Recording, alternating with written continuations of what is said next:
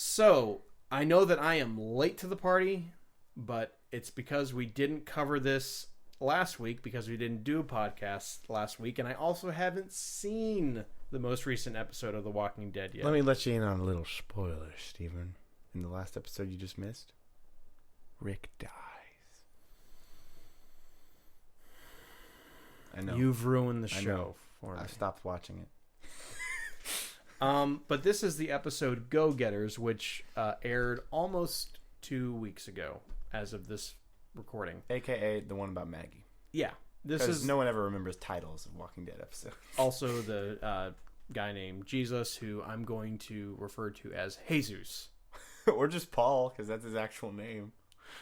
Is it? Paul Roviet, yeah. Oh, okay. Well, anyway, I don't think anyone will know who I'm talking about when I say Paul, but Jesus. Jesus, yeah. So, this episode, it had a really cool thing with the walkers at the beginning. So, Maggie and Sasha are both in Hilltop. Mm-hmm. Full spoilers, but it's been almost 2 weeks, so sorry. Sorry, not sorry. The Hilltop community, of course, they kind of hired Rick's group to take out the Saviors. We all know that didn't work out so well. And apparently both Glenn and Abraham's bodies are buried there in Hilltop. And very soon we see just how awful the leader of Hilltop is. And I'm having a hard time. I've always thought he was awful. Gregory, that's right. Gregory, the old man who is the head of Hilltop for some bizarre reason. Mm-hmm. But he doesn't. We see a few things with him that they really push, as far as he doesn't remember anyone's names. He's a coward as well. He's a coward. He has no respect for the dead. And but it's kind of neat because, he said he had a problem with the fact that Glenn and Abraham were buried there, and he's just like, we don't bury our dead, we burn them. And of course, like Sasha, which is the opposite of what they think. Yeah, they think like, no, we should definitely bury our dead.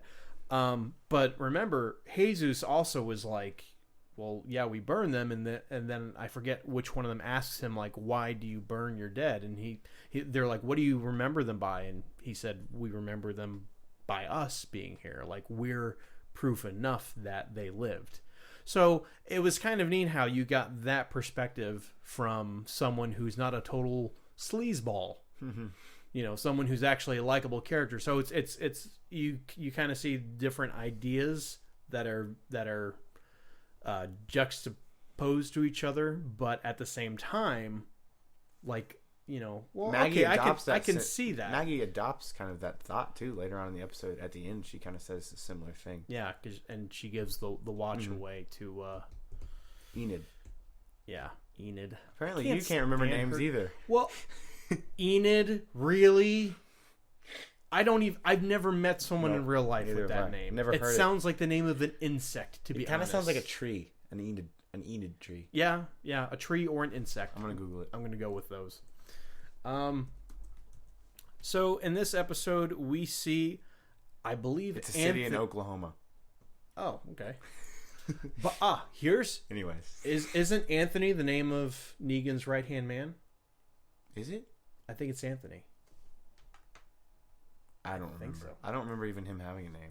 Anyway, well, he makes a lot of he's in this episode quite a bit. So we have this really cool scene that happens overnight. Long and the short of it, Gregory wants them to leave. He does not want them to stay, even though the doctor has told Maggie that she should basically stay at the Hilltop until she's given birth. And Gregory has a really dumb reason for that. Just because he doesn't want them to see them. How hard is it to hide? To hide two people in a place that big? And the graves is the concern. Like, why would they have a problem with that? Honestly, they wouldn't even recognize. I mean, they could probably, but like, you wouldn't even have to put that much effort into hiding them. Well, they don't have heads anymore. I hate to be grotesque, but they don't have heads. How are you going to identify them? Wait, what? like the bodies of Abraham and Glenn. Like, let's say they're like, oh, digging why up do you the have graves. these graves here? Yeah, Dig yeah, them yeah. up. Yeah. Two guys that have Yeah. had their heads bashed in. Mhm.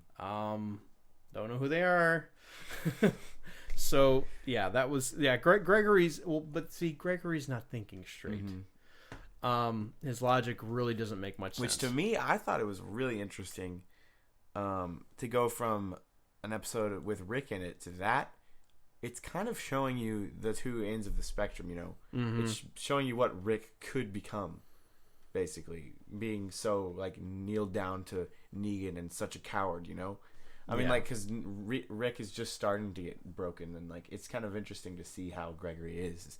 It kind of really, to me, it looked like it was just showing, like, hey, this is kind of what Rick could be like. Yeah. But, you know, he's not, because that's not how he is. But yeah, that's not who Rick is. Gregory basically says you can stay the night, but you got to leave in the morning. So overnight, this part confused me. Suddenly, the gates to Hilltop get opened somehow. I there's mean, fires. It comes to light that of course it was the Saviors. But that I don't did get it. I don't get how they did that. They went in there and they set up bonfires and they, like, I don't know, but whatever. It made sense to me.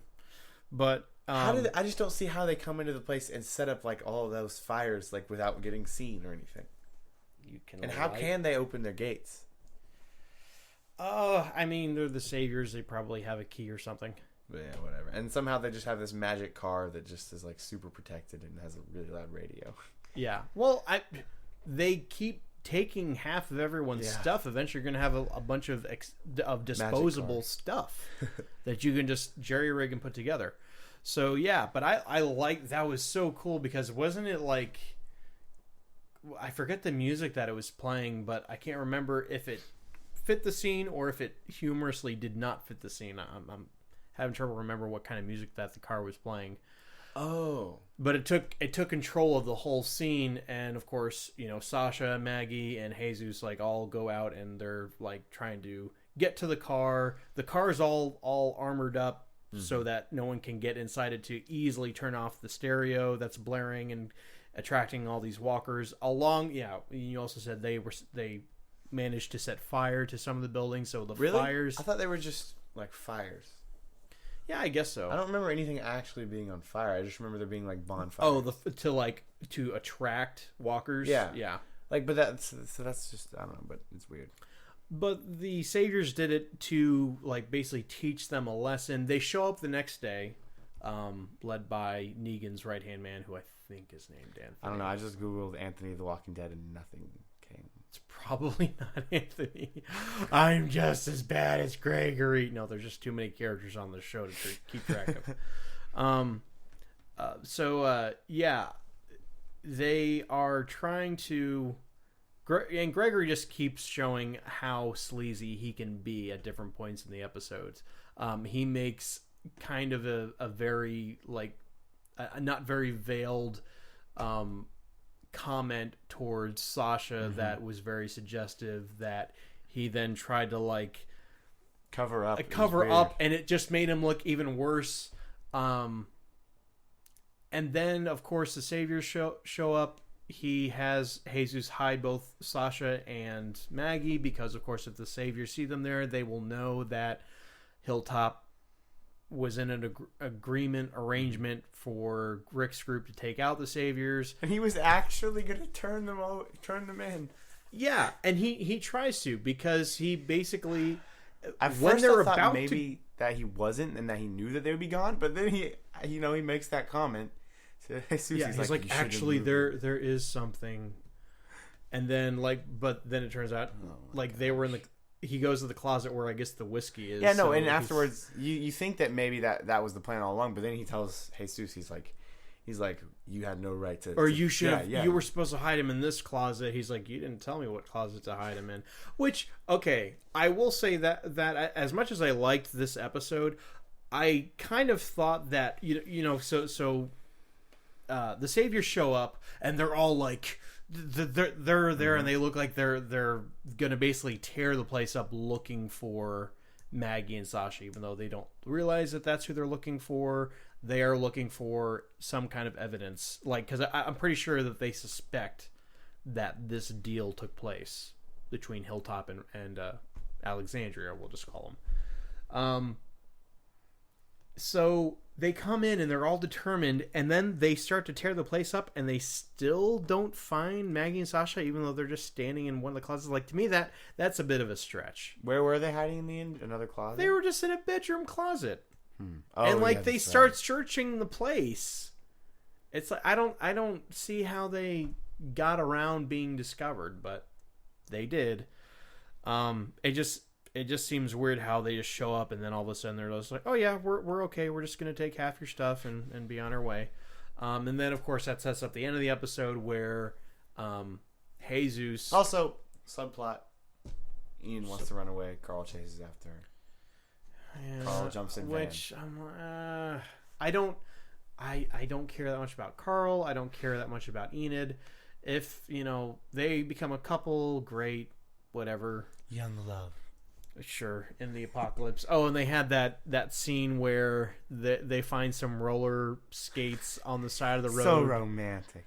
But honestly, like I know how to skate, and that would not be easy to do. While holding hands?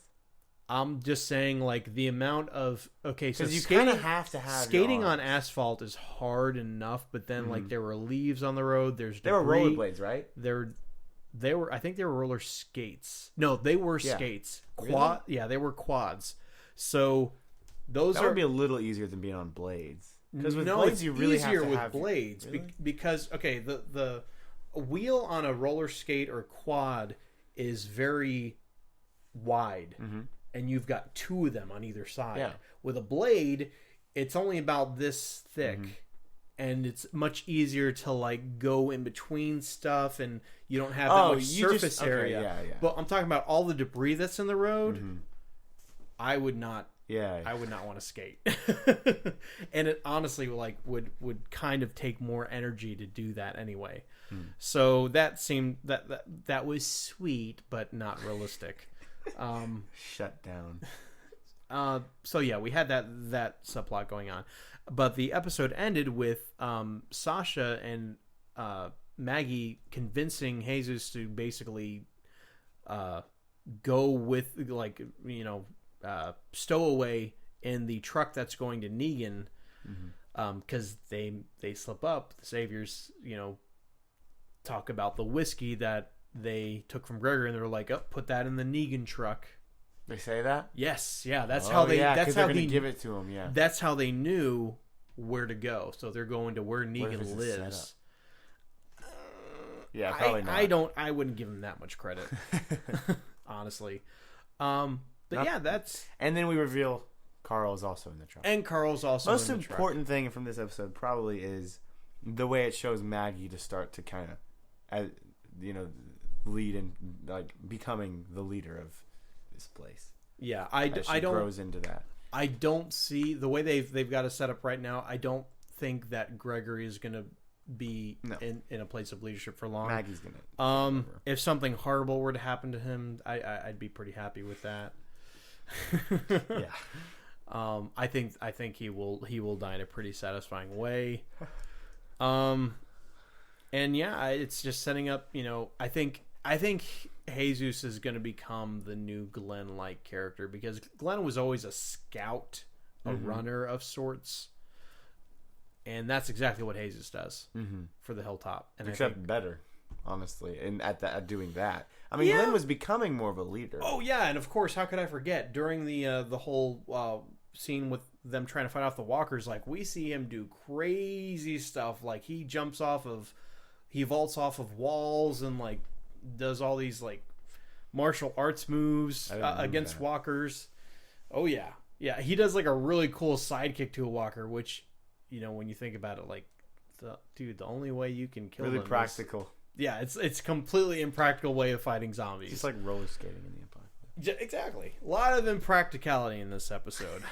So, do you want to give your rating first, or do you want to hear mine first? I can go ahead and say 7. You're gonna give it a 7? Yeah. What were you gonna say? I was between 7 or 8, but I'm leaning more towards 7 myself. Just because, Copycat. just because I didn't like. Aside from the, I mean, it was a cool fight scene, but I'm not going to deduct points for that. I do think it's a bit silly, just like I said, how they showed up and they're all just, they look like they're huffing and puffing, and they just like sent the walkers in as a message to them, but that wasn't really explained why they did that. And they don't really spend much time tearing the place up because they would have found them if they had. That whole situation just kind of fell apart for me. Mm-hmm. And I did like how Sasha treated Gregory. Like, she just kind of made you think like at any minute she's just going to go off on this guy and it's going to be epic. That didn't quite happen, but what we did see was pretty good. Yeah, and I just don't care about Carl and Enid. Like, anytime I see those two talking, I'm just like, I want to see something else happening right now. I don't want to see this. And it's not because I'm against romance and The Walking Dead. It's definitely, it shouldn't be a focus. Mm-hmm. But yeah, those are my thoughts. 7 out of 10, because I mean, it was kind of a slow episode. Mm-hmm, exactly. It was still pretty interesting though. So.